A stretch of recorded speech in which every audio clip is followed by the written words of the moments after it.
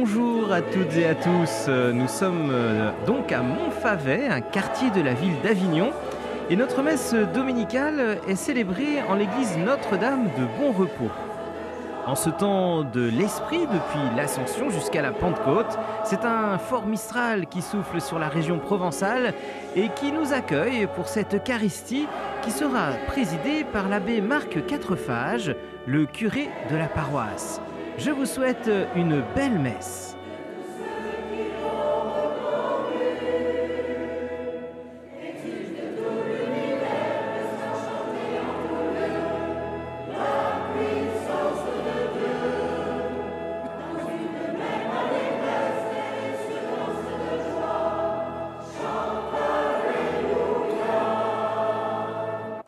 Le Seigneur soit avec vous.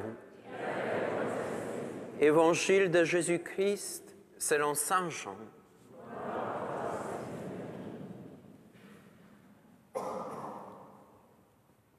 En ce temps-là, les yeux levés au ciel, Jésus pria ainsi. Père saint, garde mes disciples unis dans ton nom, le nom que tu m'as donné, pour qu'ils soient un comme nous-mêmes. Quand j'étais avec eux, je les gardais unis dans ton nom, le nom que tu m'as donné. Je veillais sur eux, et aucun ne s'est perdu, sauf celui qui s'en va à sa perte, de sorte que l'Écriture soit accomplie. Et maintenant que je viens à toi, je parle ainsi dans le monde, pour qu'ils aient en eux-mêmes ma joie, et qu'ils en soient comblés. Moi, je leur ai donné ta parole, et le monde les a pris en haine, parce qu'ils n'appartiennent pas au monde, de même que moi, je n'appartiens pas au monde. Je ne prie pas pour que tu les retires du monde, mais pour que tu les gardes du mauvais. Ils n'appartiennent pas au monde, de même que moi, je n'appartiens pas au monde. Sanctifie-les dans la vérité. Ta parole est vérité. De même que tu m'as envoyé dans le monde, moi aussi, je les ai envoyés dans le monde. Et pour eux, je me sanctifie moi-même, afin qu'ils soient, eux aussi, sanctifiés dans la vérité. Acclamons la parole de Dieu.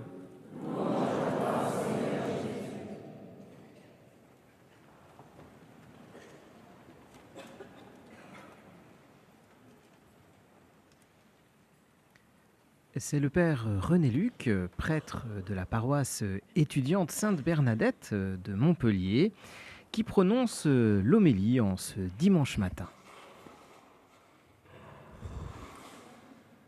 Chers frères et sœurs, aujourd'hui même, à l'instant où je vous parle, le pape François est en train de canoniser deux personnes, Émilie de Villeneuve, une religieuse française, et aussi une petite Palestinienne, Mariam de Bethléem. Cette petite arabe, qui est contemporaine de Bernadette Soubirous, a une vie vraiment incroyable. Adolescente, elle a été agressée par un proche de sa famille, un musulman fanatique, qui voulait la convertir de force et qui lui a tranché la gorge. Elle a été sauvée, miraculeusement. Elle est entrée au Carmel de Pau à l'âge de 21 ans. Elle a reçu les stigmates, et là, elle a eu une union au Christ vraiment hors du commun, faite de extase, bilocation, lévitation, prophétie. Et en même temps, elle restait simple, humble, obéissante, dévouée. Et son message principal, c'était de redécouvrir, frères et sœurs, l'importance de la dévotion au Saint-Esprit. Alors, comme nous sommes entre l'Ascension et la Pentecôte, eh bien, je vous propose justement de nous interroger sur la place que nous accordons à l'Esprit Saint dans nos vies à partir des lectures de ce jour et en suivant quelques indications de Mariam de Bethléem. Commençons donc par les lectures. les Actes des Apôtres que nous venons de lire nous montrent comment la première Église comptait sur l'action du Saint-Esprit. Pierre et toute la communauté prient par exemple l'Esprit Saint pour qu'il donne le discernement sur celui qui doit remplacer Judas. Une fois que Matthias a été discerné, on prie à nouveau sur lui pour qu'il reçoive la force. L'Esprit Saint lui donne la force pour porter sa charge. D'ailleurs, encore aujourd'hui, dans l'Église, on perpétue cette tradition de chanter le Veni Creator à chaque ordination sacerdotale.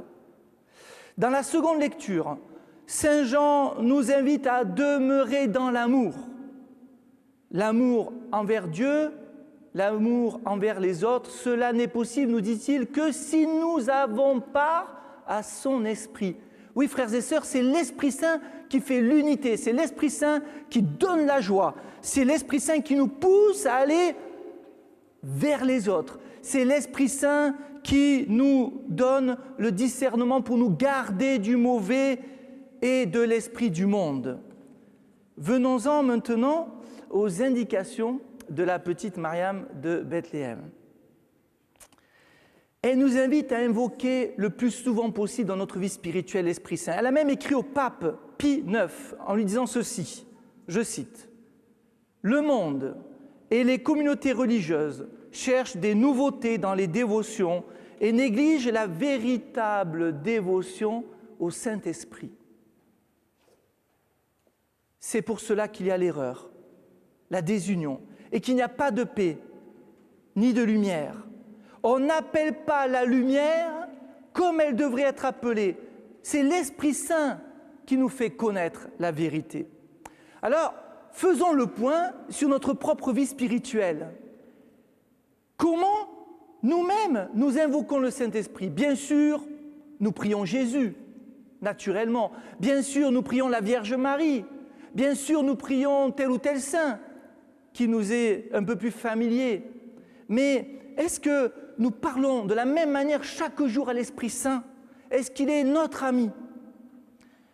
Dans une vision, Jésus dit à Mariam, « Quiconque invoquera le Saint-Esprit me cherchera et me trouvera. » Je désire ardemment que les prêtres disent chaque mois une messe en l'honneur du Saint-Esprit.